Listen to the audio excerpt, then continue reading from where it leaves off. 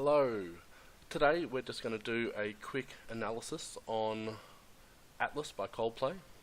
What you can see in front of you here is a multi-track version of the song where the song is broken into its individual layers, a little bit like a recipe is broken down into its individual ingredients before being combined for the final product. So same with audio, we've got layers for each instrument, each sound that we're hearing. So we've got vocals, backing vocals, sound effects, strings, synth keys, synth pad, synthesizer, piano, electric guitar, bass and drums. You'll notice that not all the instruments are staying together. There's lots of empty space here. We start with a sort of delicate sounding piano with just the right hand and sort of a broken chord quaver based accompaniment, and then we have some sort of breathy lower register male vocals. They're sort of soft and warm. Let's have a quick listen to these two layers. I'm just going to solo the piano here for a moment.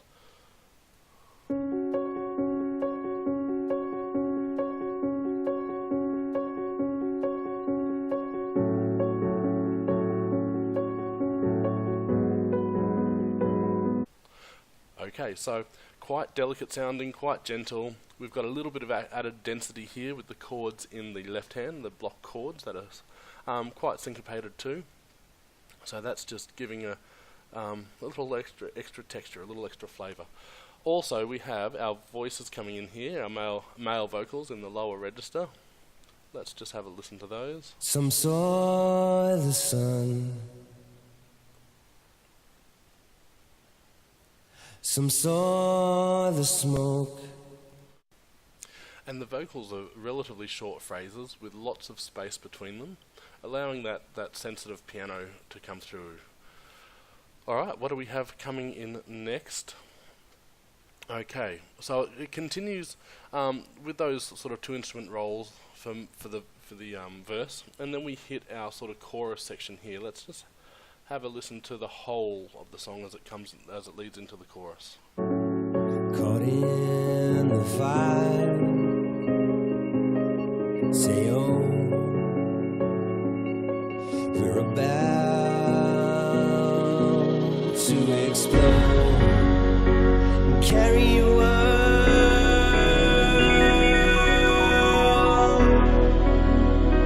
I'll carry you up. Okay, let's have a quick listen to what's going on here as various instruments enter. So we've got our guitar part here. I'm just going to zoom in a little bit and give a bit more space so you can see the waveform here. Let's have a quick listen.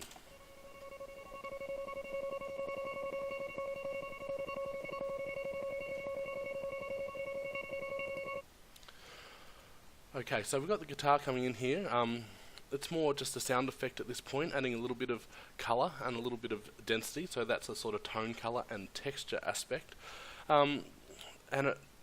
Once it's in the hole, it's a little bit difficult to hear, but if you listen for it, it really does add a little bit of shimmer to the sound. Okay, we also have coming in on our synthesizer. Let's have a listen.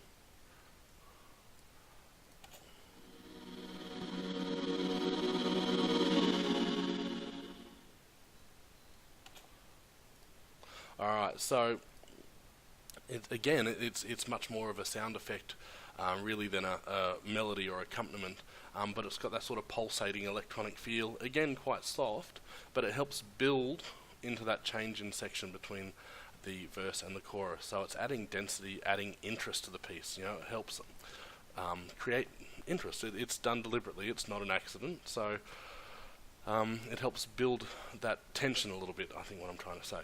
Also, we have here, from our sound effect track, let's solo this.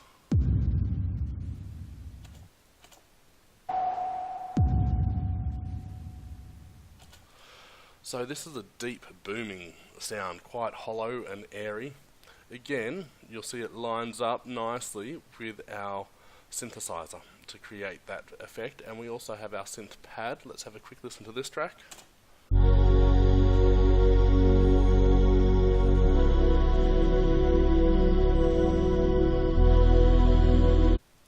So this synth track I would describe as thick, warm, shimmering, all these sorts of tone colour words.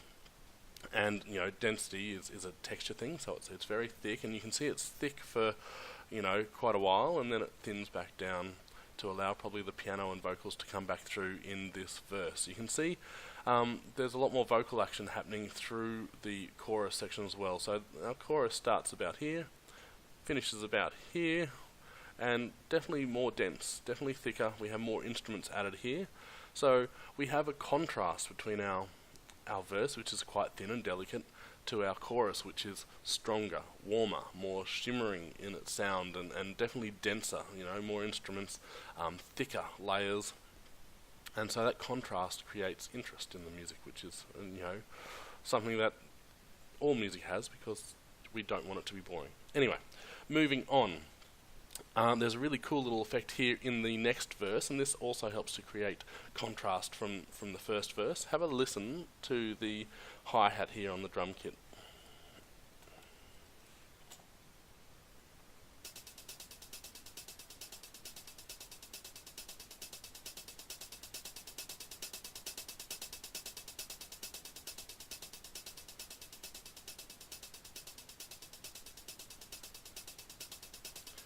Notice the transitioning from left to right, right to left. So the hi-hat there, it's quite soft in terms of dynamic and quite thin in terms of density. And you can hear it transferring from one ear to the other, which is a nice little aural effect.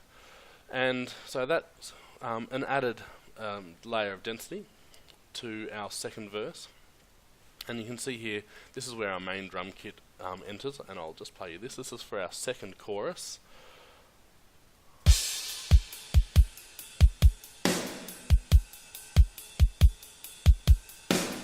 Quite thick, quite dense, definitely providing rhythm, much more driving this chorus than the first chorus. Let's have a listen to the bass that enters here as well.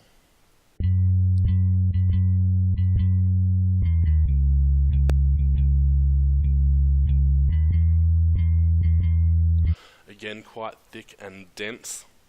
So our piece is building in density as we go, quite thin and delicate, building in density. A couple of extra layers through here. We haven't listened to the synthesizer yet. Let's have a quick listen to that now. Again, pulsating and shimmering in sound. Definitely following the chord progression, so it's definitely a harmonic roll there. And then we have our second chorus. We have added instruments. It's much more dense and thick. The whole piece has been building up to this point so far. And so this is our second chorus. It's an extended chorus. It's 12 bars versus 8 of our previous chorus. And then we have our bridging section to the coda, or the outro, to finish the song. So let's have a quick listen to this last chorus, noticing how it is thicker and more involved than our previous sections. To explode, carry your world,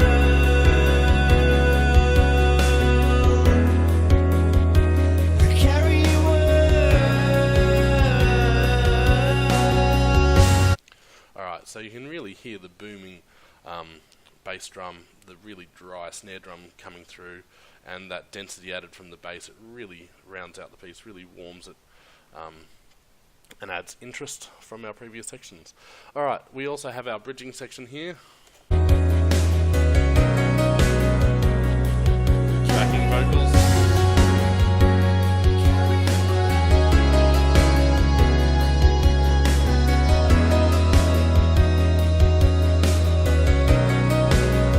We also have new material in our piano track here, which is adding interest. And our final section, the outro or coda.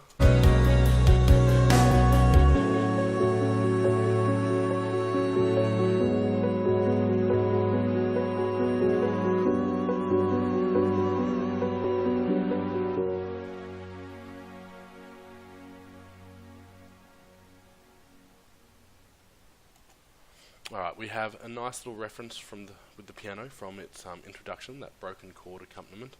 We've got vocals sustained and softening in terms of dynamic and density and texture, and some soft sustained synth strings also fading out for the conclusion of the piece. So we have here a delicate, thin intro, a thickening chorus, and you can see these instruments adding density, back to a relatively more thin verse with again added material for interest, up to our thicker chorus with lots of instruments playing, added bass, added drums, and then thinning again through our bridge and our coda.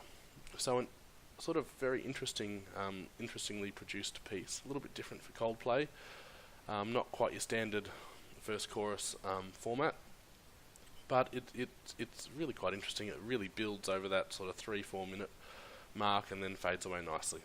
Alright, I hope you learnt something about Coldplay Atlas today. Thank you.